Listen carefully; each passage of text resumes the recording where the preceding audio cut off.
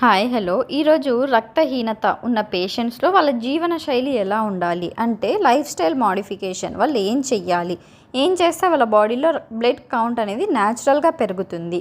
వాళ్ళ లైఫ్ స్టైల్లో వాళ్ళు మెయిన్గా ఇంక్లూడ్ చేసుకోవాల్సింది డైటరీ చేంజెస్. డైట్ అనేది వాళ్ళు చాలా ఇంక్లూడ్ చేసుకోవాలి. దాంట్లో మెయిన్గా గ్రీన్ లీఫీ వెజిటేబుల్స్. ఈ గ్రీన్ లీఫీ వెజిటేబుల్స్ అనేది ఐరన్ కంటెంట్ అనేది ఎక్కువ ఉంటుంది.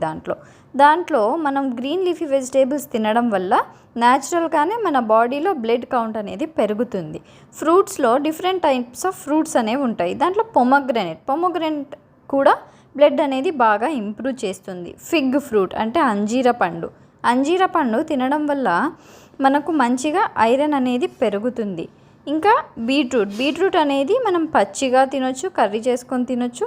దానివల్ల మనకు బ్లడ్ కౌంట్ అనేది పెరుగుతుంది. మెయిన్గా వెజిటేబుల్స్, గ్రీన్ లీఫీ వెజిటేబుల్స్ అంటే తోటకూర, పాలకూర, స్పినాచ్. మెయిన్గా స్పినాచ్ అనేది మనకి బ్లడ్ కౌంట్ ఎక్కువ అవ్వడానికి చాలా హెల్ప్ చేస్తుంది.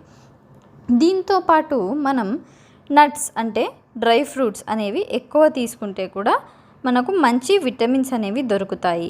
ఈ డ్రై అంజీర్ని మనము ముందు రోజు రాత్రి పాలల్లో నానబెట్టేసి మార్నింగ్ తీసుకోవడం వల్ల కూడా చాలా యూజ్ అవుతుంది. ఇంకా ఈ గ్రౌండ్ నట్స్ మనం చిక్కీల్లాగా కూడా తింటాము. ఈ గ్రౌండ్ నట్స్ లేకుంటే బెల్లం రెండు కలిపి కూడా తీసుకోవచ్చు.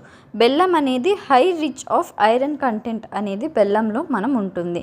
మనం ఎక్కువగా బెల్లం వేరే ఐటమ్స్లో యూజ్ చేస్తూ బెల్లం తీసుకుంటే కూడా మనకు మంచిగా ఐరన్ పెరుగుతుంది. Thank you. Like, share and subscribe చేయండి.